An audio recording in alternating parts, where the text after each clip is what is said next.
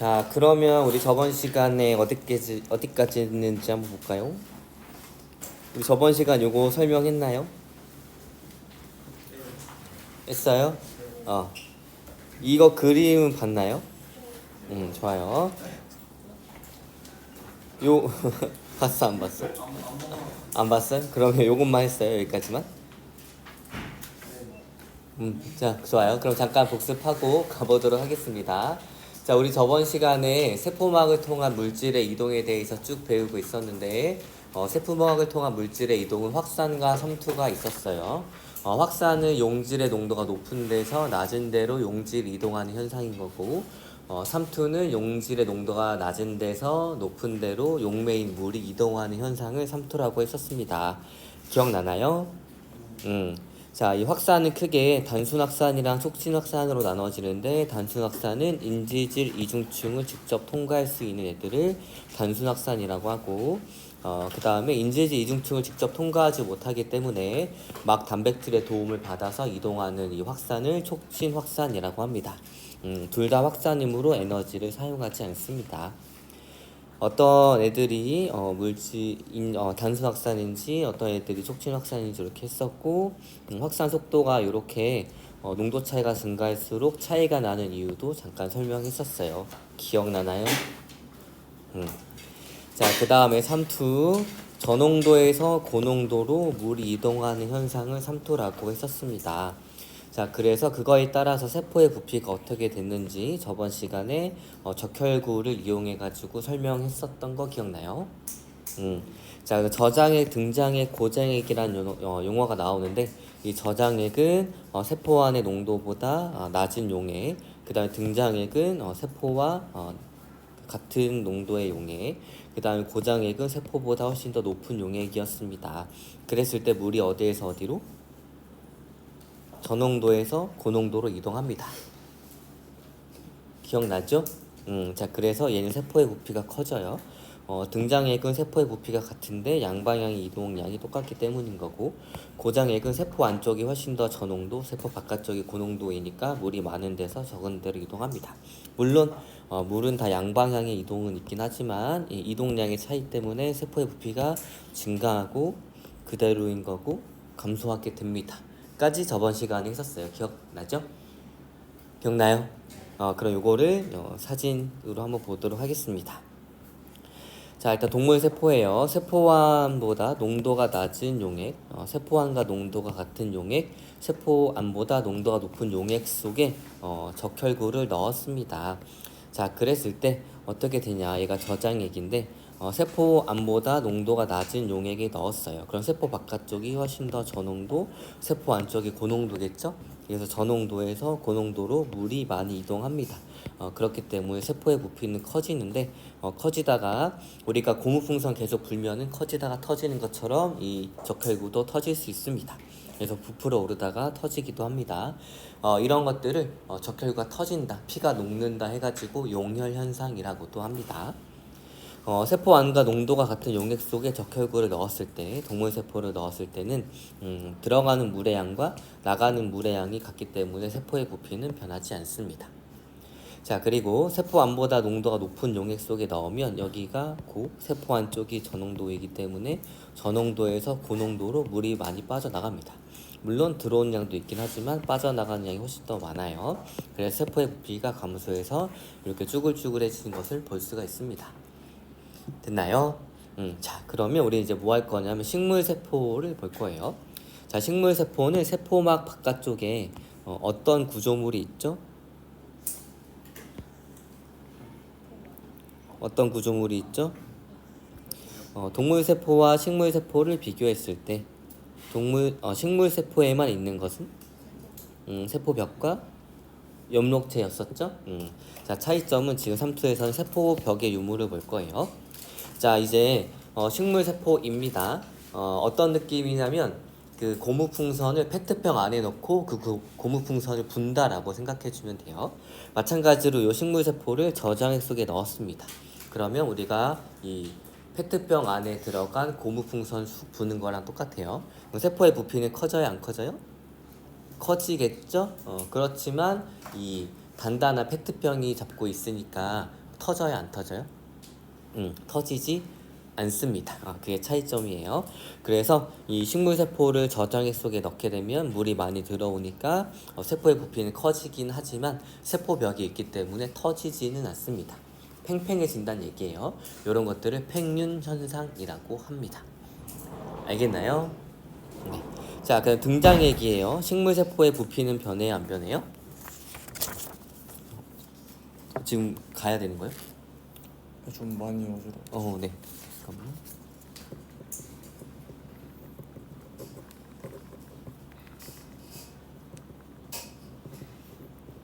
오늘 좀 보건실에서 쉬고 오늘 독한 거 올려둘 테니까 나중에 시간 될 때 보세요. 자, 아무튼 이게 등장액 속에 넣게 되면 어떻게 되냐? 세포의 부피가 변해요, 안 변해요? 변하지 않습니다. 왜냐하면 들어오는 물의 양과 나가는 물의 양이 동일하기 때문이에요. 괜찮아?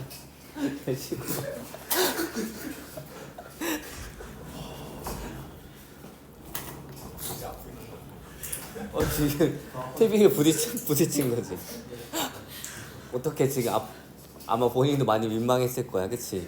수업 다 집중하고 있는데 집중받고 왔는데 한 번 더 부딪히고 가니까 그래도 아파서 쉬러 가는 거니까 너무 놀리지 마세요.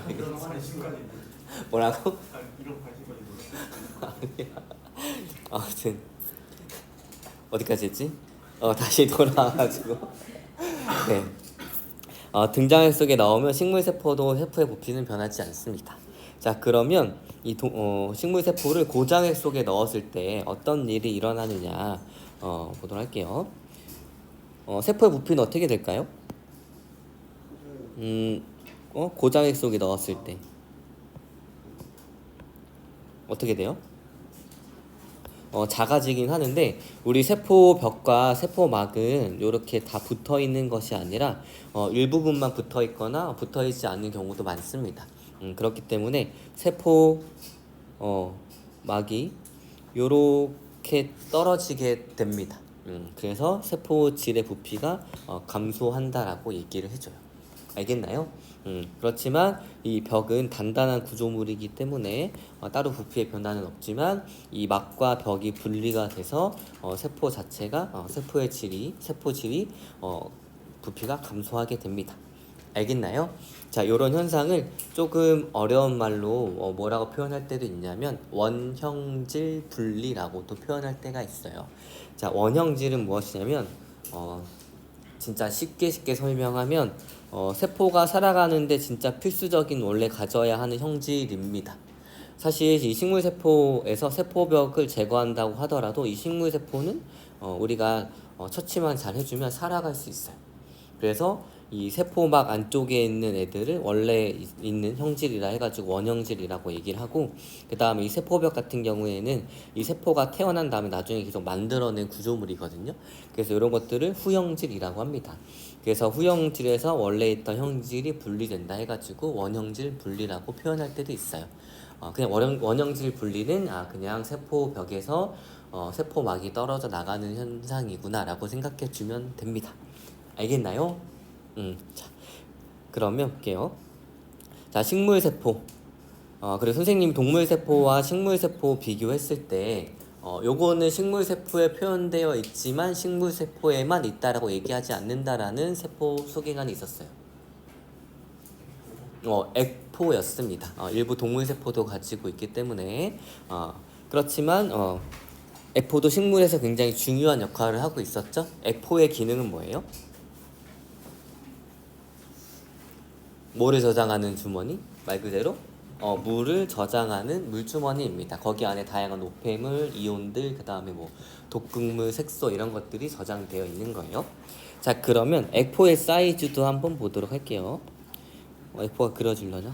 자, 액포가 있습니다. 알겠죠? 자, 그러면 세포 입장에서는 본인의 농도도 항상 일정하게 유지를 하려고 합니다. 알겠죠? 식물세포건 동물세포건 본인의 농도가 일정하게 유지가 잘 돼야지만 본인이 원하는 화학 반응이 원활하게 잘 일어날 수 있어요. 식물세포도 그래서 본인의 농도를 항상 일정하게 유지하려고 하는데 인간이 자기를 떼다가 실험하겠다고 저농도에 넣어버렸습니다. 그럼 물이 막 들어오게 되죠. 그럼 요 식물 세포의 농도는 증가해요, 감소해요? 물이 막 들어오면 감소하겠죠. 그럼 될까 안 될까? 식물 세포 입장에서 안 되겠죠. 그러면 들어온 물을 어떻게 해줘요? 에포라는 물주머니 안으로 계속 넣어줘요. 왜냐 에포라고 하는 것은 막으로 또 된 이 격리된 공간이기 때문에 물을 계속 넣어주려고 합니다. 그럼 에포의 크기는 점점 어떻게 될까요? 커집니다. 좋아요. 자, 그러면 고장액 속에 넣었어요. 자, 에포의 크기는 어떻게 될까요? 그렇죠. 잘했어요. 고장액이고 안쪽이 바깥쪽이 고장액이니까 물이 계속 빠져나갑니다. 그럼 얘 세포 입장에서는 물이 계속 빠져나가니까 농도가 높아지고 있어요. 그럼 안 되니까 본인이 저장했던 액포에서 물을 계속 빼내주기 때문에 액포의 사이즈도 감소하게 됩니다. 알겠나요? 알겠나요? 네. 그러면 요거 그림으로 한번 보도록 할게요. 자, 여기가 저장액, 등장액, 고장액입니다. 등장액 보게 되면 그래서 액포의 크기가 이렇게 되고 식물 세포의 크기는 이렇게 돼요. 그리고 들어오는 물의 양과 나가는 물의 양이 같으니까 세포의 부피는 변하지 않습니다. 그리고 이게 실제로 식물 세포를 염색한 사진인데 뭐를 염색했냐면 염색약 중에 세포질 전체를 염색할 수 있는 애가 있어요. 그래서 이렇게 핑크색으로 염색이 된 곳은 세포막을 포함한 이 세포질인 거고, 요 하얀색이 세포벽입니다. 알겠죠? 그럼 얘를 이제 저장액 속에 넣을 거예요. 그럼 세포의 부피는 어떻게 돼요? 커집니다. 그래서 약간 빵빵하게 된 것을 여러분들이 볼 수가 있어요. 그리고 액포의 크기도 어떻게 돼요? 커집니다. 자, 그래서 보게 되면 세포 안으로 들어오는 물의 양이 많아지기 때문에 세포의 부피가 커지며 팽팽해집니다. 이런 현상을 팽윤이라고도 얘기를 해요. 그렇지만 동물 세포와 다르게 세포벽이 있기 때문에 터지지 않습니다. 됐나요? 자, 그러면 얘를 고장액 속에 넣었어요. 자, 고장액 속에 넣으면 세포 바깥쪽으로 빠져나가는 잠깐만.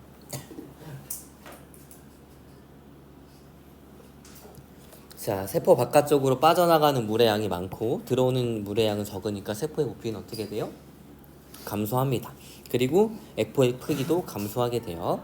자, 그래서 실제로 보게 되면 이게 세포벽이라고 했죠? 세포벽에서 세포막이 분리가 돼서 세포질의 부피가 감소한 것을 여러분들이 확인할 수 있습니다. 알겠나요? 네, 좋아요. 자, 그래서 세포에서 빠져나가는 물의 양이 많기 때문에 세포질의 부피가 작아서 작아지다가 세포막이 세포벽에서 분리가 됩니다. 이런 현상을 원형질 분리라고 표현할 때도 있어요. 알겠나요? 알겠나요? 좋아요. 자, 그럼 3투의 예시 보도록 하겠습니다. 식물의 뿌리털에서 토양의 물을 흡수를 합니다. 예를 들어서 식물의 뿌리가 이렇게 있으면 여기 이렇게 나와 있는 털 같은 구조물을 뿌리털이라고 합니다. 일반적으로 우리가 빗물은 농도가 좀 낮아요. 그럼 수돗물도 농도가 좀 낮기 때문에 여기가 저농도, 여기가 고농도겠죠. 그럼 물이 어디에서 어디로? 저농도에서 고농도로 이동을 할 겁니다. 이런 현상으로 식물이 물을 흡수한다는 얘기예요. 자, 그러면 반대로 여기에다가 우리 강제로 소금을 엄청 넣었어요. 그러면 농도가 엄청나게 높아지겠죠. 여기가 상대적으로 이제 저농도가 될 겁니다. 그럼 물은 어디에서 어디로? 저농도에서 고농도로 이동을 할 거예요. 그럼 식물은 어떻게 돼요? 부피가 세포 자체가 작아지니까 쪼그라들게 됩니다. 알겠나요? 그런 것들이 바로 배추를 소금물에 절이면 숨이 죽는 현상입니다. 그 다음에 과일청을 만들 때 과일에 설탕을 많이 뿌리게 되면 과일 바깥이 상대적으로 고농도, 과일 안쪽이 상대적으로 저농도이기 때문에 과일에서 물이 빠져나오게 됩니다. 알겠나요? 자, 그러면 요거 세포막을 통한 물질의 이동 실험 볼 건데 방금 위에서 봤던 요거를 실제로 실험을 한다는 얘기예요. 적양파 표피 조각을 증류수와 20%의 설탕 용액에 넣어 두었다가 현미경으로 관찰을 합니다. 증류수니까 이 양파 세포보다 고농도예요, 저농도예요? 고농도예요, 저농도예요? 저농도. 그 다음에 설탕 20%의 설탕 용액은 훨씬 더 높은 고농도입니다. 그러면 여기 양파 세포가 적양파 세포가 이렇게 있었을 때 물은 어디에서 어디로 가요? A는 증류수에서 세포 안쪽으로. 그럼 세포의 부피가 어떻게 돼요? 증가하겠죠. 자, 그런 다음에 20% 설탕 용액입니다. 바깥쪽이 상대적으로 고농도, 안쪽이 상대적으로 저농도니까 어디에서 어디로? 저농도에서 고농도로 물이 많이 이동하기 때문에 세포의 부피는 감소하다가 이제 세포벽과 세포막이 분리가 되는 현상이 나타날 수도 있어요. 알겠나요? 그래서 A의 세포는 팽팽해졌습니다. 왜냐하면 물이 양파 세포 안으로 많이 들어왔기 때문인 거고, B는 세포막이 세포벽과 분리가 됐습니다. 왜냐하면 물이 세포 밖으로 많이 빠져나갔기 때문이에요. 자, 결론은 삼투의 세포막을 경계로 농도가 낮은 용액에서 농도가 높은 용액으로 물이 이동합니다. 알겠나요? 자, 그러면 이제 요거랑 비슷한 실험 하나 소개하도록 하겠습니다. 다른 교과서에서는 이런 실험을 하는데 여러분들 그 삶은 달걀 깨서 먹게 되면 이 단단한 껍질 안쪽에 막 같은 거 혹시 있는 거 보여요? 그래서 달걀은 가장 겉에 단단한 껍질도 있고 그 안에 막으로 되어 있고 그 막으로 둘러싸여져 있는 게 우리가 깨먹는 그 계란 내부가 되는 거예요. 자, 그러면 이 실험에서는 일단 뭐만 필요하냐면 단단한 껍질은 필요하지 않고 그 막으로 된 계란만 필요합니다. 그럼 그 껍질을 없애줘야겠죠. 그렇다고 우리가 깨버리면 그 안에 있는 막까지 다 찢어지기 때문에 어떤 식으로 달걀 겉에 있는 껍데기를 제거를 하냐면 이 달걀 껍데기 성분은 산에 의해서 잘 녹습니다. 그래서 우리가 식품으로도 쓰이는 식초, 좀 그 다른 화학적인 용어로 이제 아세트산이라고 하는데, 아세트산에 한 하루 정도 이렇게 담가두게 되면 이 아세트산 성분 때문에 달걀 껍질이 녹아요. 그래서 겉에 달걀 껍질을 제거한 달걀이 만들어지게 됩니다. 그러면 이 달걀은 마치 우리가 세포와 같다라고 생각해 주면 됩니다. 그래서 얘를 증류수와 10%의 소금물에 넣을 거예요. 그러면 증류수에 넣은 껍데기를 제거한 달걀은 증류수가 상대적으로 저농도, 그 다음에 달걀 껍데기가 상대적으로 고농도니까 저에서 고농도로 물이 이동하겠죠. 그럼 이 달걀의 질량은 어떻게 돼요? 물이 들어오니까 그치, 부피도 커지고 그 다음에 질량도 증가하게 됩니다. 자, 반대로 10%의 소금물에 넣었어요. 그럼 얘가 달걀보다 고농도, 달걀은 저농도니까 저농도에서 고농도로 물이 많이 빠져나옵니다. 그럼 달걀의 부피는 어떻게 돼요? 감소하고 질량도 감소하게 될 겁니다. 알겠나요? 요거 여러분들 집에서도 실험할 수 있는데 그냥 달걀이 들어갈 만한 컵 2개 갖다 놓고 집에 계란 2개 정도는 있지 않을까요? 그럼 계란 2개를 넣어놓고 만들어보고 겉 껍질이 제거가 되면 그 달걀을 옮기려고 하면 달걀이 찢어질 수도 있기 때문에 컵에 있는 용액을 따라 버리고 거기에다가 이제 그냥 수돗물, 그 다음에 소금을 왕창 넣은 소금물을 넣게 되면 여러분들이 달걀 부피의 변화를 확인할 수 있어요. 근데 단점은 무엇이냐? 이렇게 신 걸 좋아하는 벌레가 있죠. 무슨 파리? 초파리. 그래서 초파리가 꼬일 수 있고, 그래서 여러분들 집에 계신 어른들한테 혼날 수도 있지만 과학 실험한다고 해가지고 한 번씩 주말에 실험해 보면 직접 관찰할 수 있어요. 알겠나요? 집에 식초 있겠죠? 컵 2개 정도는 있겠죠? 그래서 심심하면 한번 실험해 보고 그럼 좋을 것 같습니다. 자, 그러면 이제 오른쪽 구석에 있는 것들 한번 보도록 할게요. 요거는 설명했었죠? 용매가, 즉 물이 이동할 때 이 막이 받는 압력을 삼투압이라고 했고, 삼투압을 생명과학 할 때는 가로 열고 농도라고 생각해 줘도 여러분들 지금 요 단어를 이해할 때는 큰 문제가 없다라고 얘기했었고, 자, 그 다음에 물은 이제 세포막을 통해서 어떻게 이동을 할까 보도록 하겠습니다. 물 분자는 크기가 매우 작기 때문에 사실 인지질 이중층을 직접 통과는 합니다. 하긴 하지만 소수수자의 영역에서 계속 밀어내고 있기 때문에 되게 조금밖에 통과를 하지 못해요. 알겠나요? 이동 속도가 굉장히 느립니다. 그런데 우리가 실제로 삼투 실험을 하게 되면 거의 즉각적으로 부피가 변해요. 물의 이동이 굉장히 빠르게 일어난다는 얘기입니다. 인지질 이중층으로 굉장히 이동 속도가 느린데 우리가 삼투 실험을 할 때 물의 이동 속도가 빠른 것은 세포막에 물을 이동시킬 수 있는 막 단백질이 있기 때문이에요. 알겠나요? 혹시 여러분들 약간 나중에 언젠가 유식한 척 하고 싶으면 이 막 단백질 이름을 좀 구체적으로 알려줄게요. 어때? 유식한 척 한번 해볼래요? 자, 이 물을 이동시키는 막 단백질은 여러분 혹시 그 마블이 있고 거기에 약간 그 뭐지? 경쟁 업체 같은 DC 있는 거 알아요? 그쵸? 그 슈퍼맨 나오고 원더우먼 나오는 그 히어로물이 있는 그 회사. 거기에서 나오는 여러 가지 히어로 중에 물에서 막 영웅이 있어요. 그 혹시 영웅 이름 알아요? 포세이돈 말고. 아쿠아맨 기억나죠? 그래서 물을 뜻하는 아쿠아고 그 다음에 어떤 구멍이 난 단백질들을 포린이라고 표현할 수 있습니다. 그래서 이런 막 단백질은 아쿠아 포린이라고 해요. 나중에 유식한 척 할 때 하면 되는데 언제 할 수 있냐면 지금은 이제 선생님 알려줬으니까 내년에 생명과학 혹시 수강할 예정인 사람들은 선생님 내년에 수업 안 할 수도 있지만 이 문장을 한번 들어주고 기억했다가 그때 얘기하면 그때 선생님이 오 얘가 이것까지 안 해? 이렇게 하실 거예요. 자, 뭘 기억하냐면 나중에 우리 몸의 농도를 일정하게 유지하는 삼투압 현상에 대해서 배웁니다. 삼투 일정하게 유지하는 거기에서 우리가 오줌으로 빠져나가는 물을 다시 재흡수하는 호르몬이 있어요. 그 호르몬의 이름을 오줌을 안 만드는 호르몬이라 해가지고 항이뇨 호르몬이라고 하고 ADH 혹은 바소프레신이라고 합니다. 이게 분명히 내년 생명과학 할 때 분명히 나와요. 교과서에 실린 내용이니까. 그러면 ADH가 어떤 식으로 물의 재흡수를 촉진하는가 라고 했을 때 아쿠아포린의 개수를 증가시킵니다. 이 한 문장만 하면 얘가 이거까지 한다고? 라고 생각하실 수 있어요. 알겠죠? 기억했어? 기억해가지고 내년에 생명과학 할 때 꼭 얘기하세요. 혹시 내년에 선생님이 생명과학을 하게 되는데 누군가가 얘기했다. 그러면 그때 마치 처음 들은 것처럼 거기서도 이렇게 할 거예요. 알겠나요?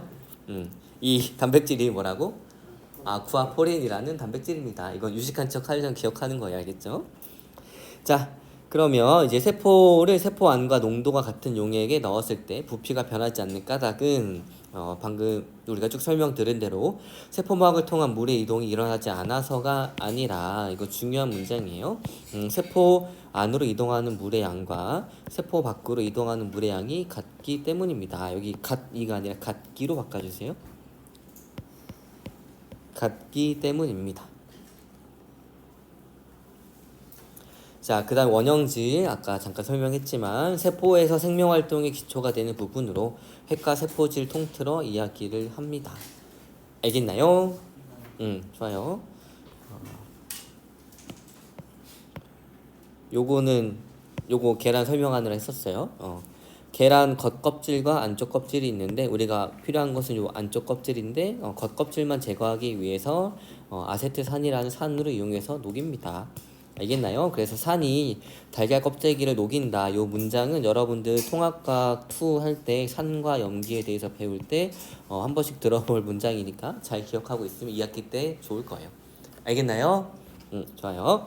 자, 그러면 이제 우리 본격적으로 새로운 단원인 생명 시스템에서의 정보의 흐름에 대해서 알아보도록 하겠습니다.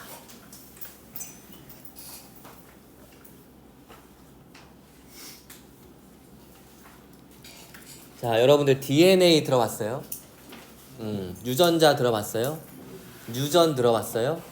유전 물질 들어봤어요? 다 들어봤네요. 그럼 설명해 봅시다. 유전이 뭐죠? 유전.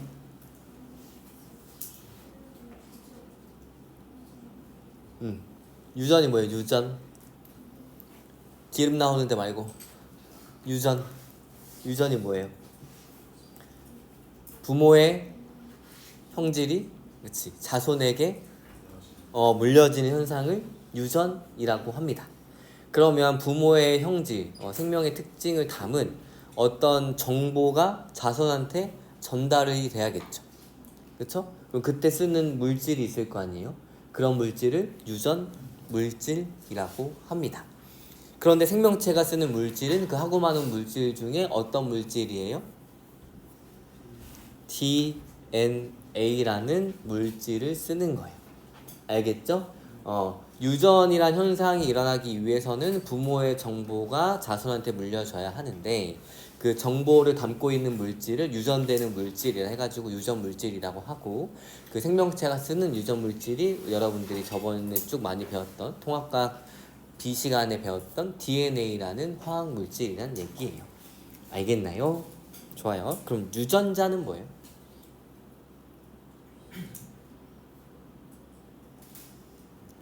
유전자는 뭐예요? 유전자?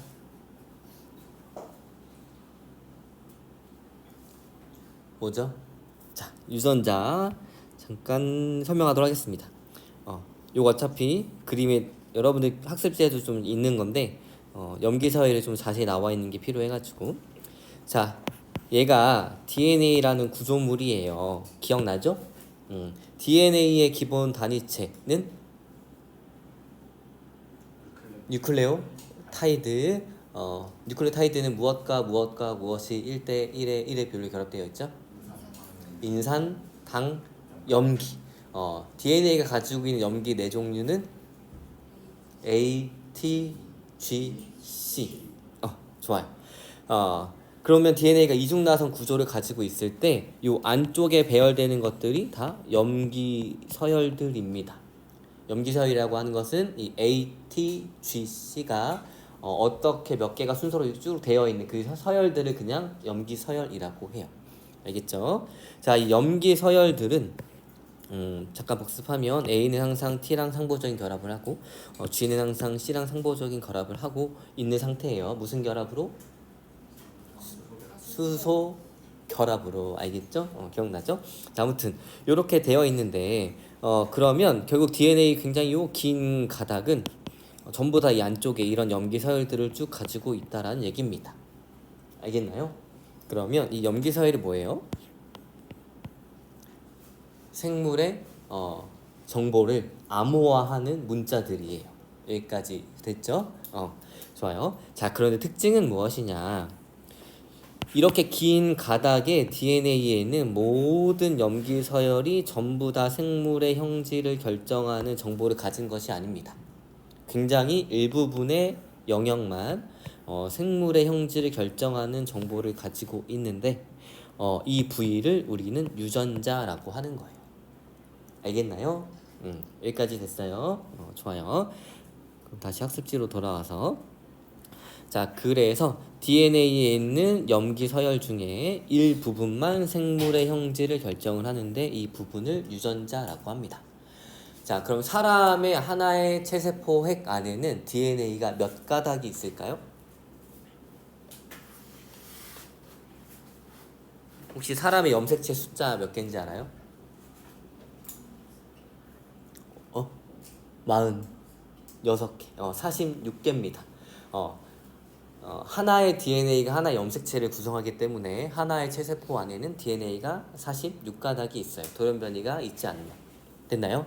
자, 그럼 사람의 유전자, 생물의 형질을 결정하는 이 부위는 몇 개 정도 있을까요?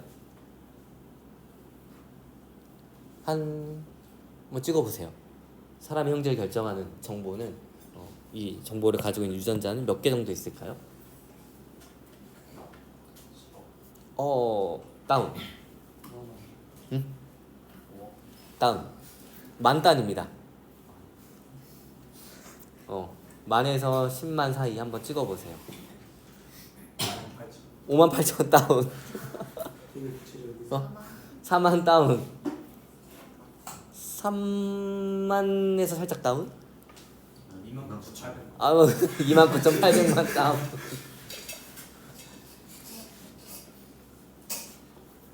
거의 비슷하게 나왔어요. 대략 2만에서 2만 5천 개 정도가 유전자가 있어요. 잘 찍었어요.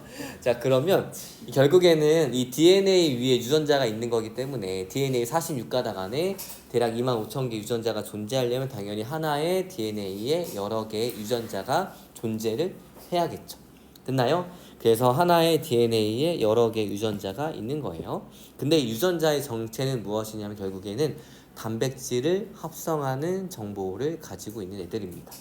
알겠나요? 좀 더 나아가서는 단백질, 그 다음에 RNA를 합성할 수 있는 정보를 이야기를 합니다. 여기까지 됐어요? 좋아요. 단백질의 기본 단위체는 무엇이죠? 아미노산이죠. 아미노산은 몇 종류? 아미노산 몇 종류? 몇 종류? 20종류예요. 단백질 합성에 관여하는 아미노산 20종류입니다. 그래서 이 단백질들은 어떤 아미노산이 몇 개가 어떻게 되어 있느냐, 즉 아미노산과 아미노산 사이의 결합을 무슨 결합?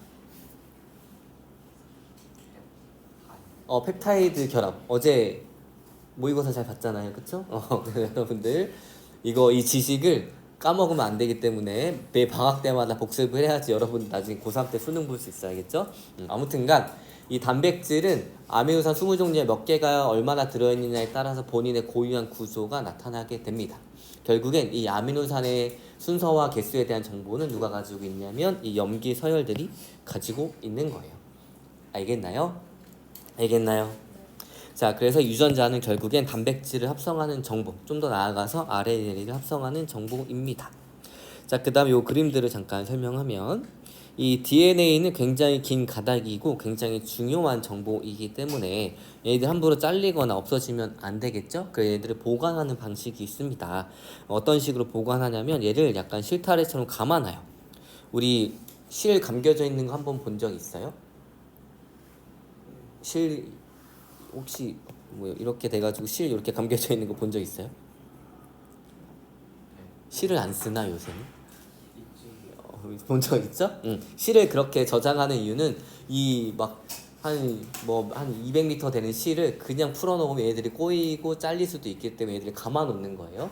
그런 형식으로 우리 세포 안에서도 되어 있습니다. 그렇게 감아둘 수 있게 하는 단백질이 있고 이 DNA가 이 단백질을 이렇게 감싸고 있어요. 그리고 이런 상태로도 조금 더 불안정하기 때문에 얘네들 여러 개 모아놓습니다. 그래서 일반적으로 분열하지 않는 일반적으로 핵이 관찰되는 세포에서는 이런 형태로 존재를 합니다. 알겠죠? 자, 그런데 나중에 얘네들이 세포가 똑같은 게 두 개가 생겨야 할 때가 있어요. 체세포 분열이라고 하는데 그런 것들을 아무튼 이렇게 될 때는 똑같은 정보를 가진 애들이 나누어져야 합니다. 그러니까 결국 정보가 이사를 가야 된다는 얘기예요. 여러분들 이사 갈 때 물건 한 개 옮기면 시간도 많이 들고 분실될 이유가 분실될 우려가 있겠죠. 그럼 얘 어떻게 해요? 박스에 차곡차곡 담잖아요. 그런 식으로 얘네들을 이제 이사를 시켜줘야 할 때 좀 더 안전하게 많이 뭉쳐 놓습니다. 그러면 우리가 이렇게 막대 모양으로 관찰을 할 수가 있는데 이 상태를 염색체라고 하는 거예요. 세포가 분열할 때 보이는 구조물입니다. 염색체는 왜 염색체일까요?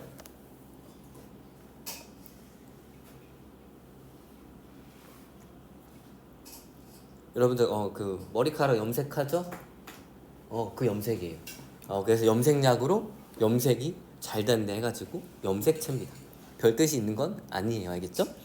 자, 염색체를 염색하는 염색약은 플러스 성질을 띱니다. 왜 그럴까요?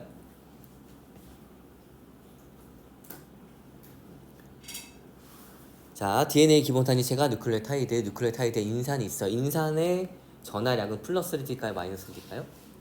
마이너스를 띄고 있으니까 염색체 자체도 마이너스라서 플러스 전하를 가진 염색약이랑 염색이 됩니다. 그래서 우리가 세포의 어떤 구조물들을 염색하는 원리가 거의 이와 비슷해요. 얘가 전하량은 플러스인지 마이너스인지 확인해보고 그럼 거기에 맞는 염색약을 넣어주게 되면 우리가 원하는 곳을 염색할 수 있습니다. 알겠나요? 좋아요. 자, 그러면 글로 한번 정리해 보도록 하겠습니다. 자, 유전자와 단백질. 자, DNA와 유전자입니다. 생물의 형질을 결정하는 유전 정보는 핵 속에 있는 DNA에 저장되어 있습니다. 그리고 유전자라고 하는 것은 DNA에 유전 정보가 저장되어 있는 특정 부위입니다. 자, 유전자와 단백질, 각 유전자는 어떤 걸 의미를 하냐면 특정 단백질을 합성할 수 있는 정보가 저장되어 있습니다. 그래서 유전자의 유전 정보에 따라서 다양한 종류의 단백질이 합성이 될 수가 있습니다. 됐나요? 좋아요. 자, 그럼 이제 보도록 할게요. 자, 염색체는 DNA와 단백질로 되어 있습니다. 왜냐하면 DNA가 단백질에 감겨 있는 것이 더 많이 뭉친 거기 때문에. 그리고 DNA 특정 부위에는 유전자가 있으며 한 분자의 DNA에는 수많은 유전자가 있습니다. 그리고 이 유전자에는 단백질 합성에 필요한 정보가 있는데 특히 어떤 정보냐면 아미노산의 배열 종류와 배열 순서예요. 그래서 유전자마다 서로 다른 종류의 단백질에 대한 정보를 갖습니다. 알겠나요?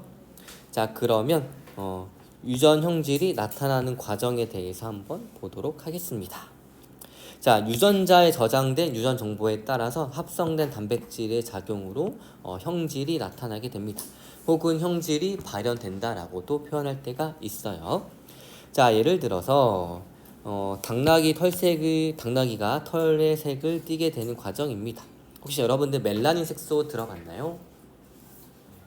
멜라닌? 여러분들 여름에 햇빛을 많이 쐬면 얼굴이 어떻게 돼요? 탑니다. 탄다는 얘기 얼굴이 활활 타는 것이 아니라 어떻게 되는 거예요? 얼굴의 색깔이 까매지게 됩니다. 왜 까매질까요? 멜라닌 색소라는 애가 만들어지기 때문이에요.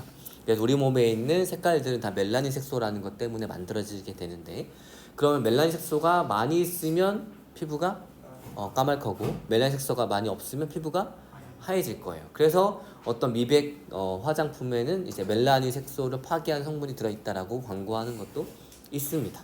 그러면 우리가 얼굴이 여름에 까맣게 되면서 이제 멜라닌 색소가 많이 생기는 이유는 뭘까요?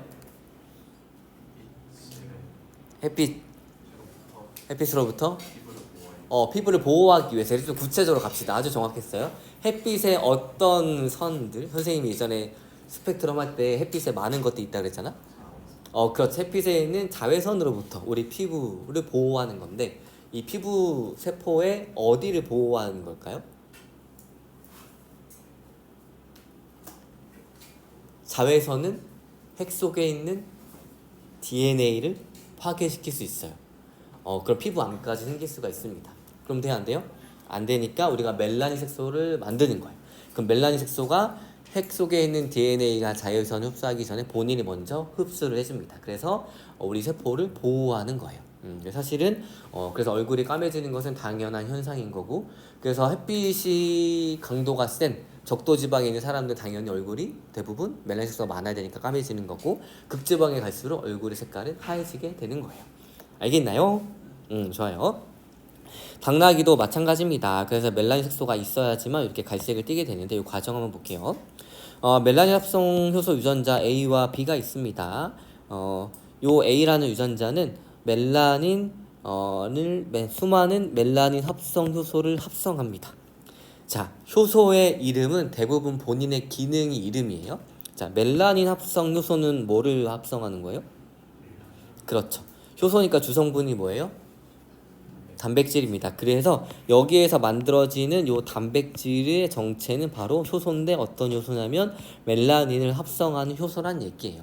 알겠죠? 그럼 얘가 많이 나오면 멜라닌을 많이 만들어내겠죠? 그러면 털색이 어둡게, 즉 갈색이 나타나게 됩니다. 그런데 멜라닌 합성 효소 유전자 B 같은 경우에는 적은 수의 멜라닌 합성 효소를 만들어 버립니다. 그러니까 멜라닌의 양이 적으니까 색깔이 밝은 색을 띠게 되는 거예요. 알겠나요? 좋아요.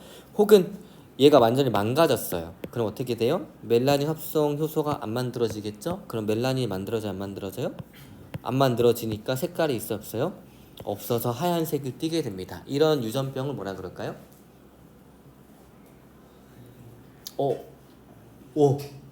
어떻게 알았어요? 과학적 상식이 아주 풍부합니다. 네, 알비노라는 증상이에요. 그래서 알비노라는 사람들은 멜라닌 색소가 없기 때문에 몸이 그냥 하얀 걸 넘어서 그냥 굉장히 뭐랄까 그냥 백지처럼 하얗습니다. 선생님도 지나가면서 딱 한 번 봤는데 그냥 하얀 것이 아니기 때문에 바로 알아볼 수는 있어요. 아무튼 근데 그 사람들 머리카락은 약간의 뭐랄까 갈색을 살짝 띠게 되는데, 그게 머리카락이 이제 산화가 되니까 약간의 갈색을 띠게 됩니다, 살짝. 자, 그런 사람들의 특징, 그 다음에 요런 알비노라는 증상을 가진 동물들의 특징은 눈이 빨개요. 눈은 왜 빨갈까요? 자, 이게 눈의 구조예요. 그 다음에 얘가 홍채인 거고, 그 다음에 여기 동공이라고 빛이 들어가는 통로가 있습니다. 홍채가 색깔이 다양한 이유는 뭐예요? 멜라닌 색소가 서로 다 다르게 분포하고 있기 때문이에요. 근데 알비노증에 걸리게 되면 멜라닌 색소가 없겠죠. 그리고 홍채는 근육입니다. 근육이니까 당연히 혈액이 흐르겠죠. 그 멜라닌이 없어지면 혈액의 색깔이 보이기 때문에 눈이 빨간색으로 보이게 되는 거예요. 알겠나요? 네, 좋아요. 다음부터 밑에 글 보도록 하겠습니다. 당나귀의 DNA에는 멜라닌 합성 효소 유전자가 있으며 이 유전자로부터 멜라닌 합성 효소인 단백질이 만들어지게 됩니다. 그리고 이 효소의 작용으로 합성된 멜라닌에 의해서 털색이란 형질이 나타나게 됩니다. 당나귀의 털색이 갈색과 흰색으로 나타나는 까닭은 유전자의 유전 정보가 다르고 멜라닌 합성 효소의 합성량이 다르고, 그래서 멜라닌의 합성량이 다르기 때문에 털색이 다르게 나타나게 됩니다. 그래서 이제 유전자가 다르면 형질도 다르게 나타난다라고 얘기를 하고 싶었던 거예요. 알겠나요? 좋아요. 자, 혹시 여러분들 흰우유 먹으면 설사하는 사람들이 있겠죠? 혹시 본 적 있어요? 지금 보고 있는데 선생님, 그래서 선생님은 많은 것들을 가지고 있는데, 아무튼 그래서 선생님은 흰우유를 먹으면 다음날 이제 외출을 안 합니다. 언제 내가 화장실에 가야 될지 모르니까. 그게 무엇이냐면 그 흰 우유 속에는 젖당이라고 하는 이 그 소 우유에 들어있는 당 성분이 있어요. 근데 선생님 같은 사람들은 이 젖당을 분해하지 못하기 때문에 이 젖당으로 인해 가지고 설사가 발생하게 됩니다. 자, 그럼 볼게요. 그 어떤 사람들은 설사가 나오지 않는데 그 이유는 무엇이냐면 젖당 분해 효소 유전자가 있고 얘에 의해 가지고 젖당 분해 효소가 만들어지게 되고, 이 젖당 분해 효소가 젖당을 분해합니다. 그래서 젖당이 분해돼서 각각 흡수가 되기 때문에 트러블을 일으키지 않아요. 알겠죠?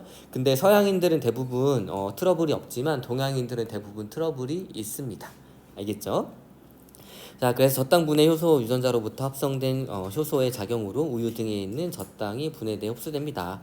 선생님 같이 젖당 분해 효소가 합성되지 않는 사람은 젖당이 분해되지 못하고 장내에 남아서 설사, 복통 등의 증상이 나타나게 됩니다.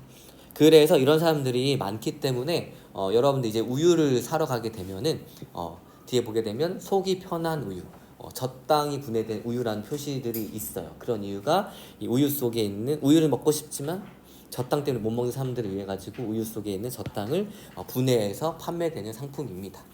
그렇게 한 기업에서 요거를 고려할 정도로 많은 사람들이 이런 현상이 나타나게 될 수가 있어요. 알겠나요?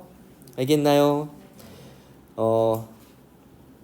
그래요. 다음 시간에 요거 오른쪽에 해야 된다라고 과학부장이랑 여러분들 잘 기억해 주면 됩니다. 알겠죠? 오늘 고생했습니다. 오늘 여기까지.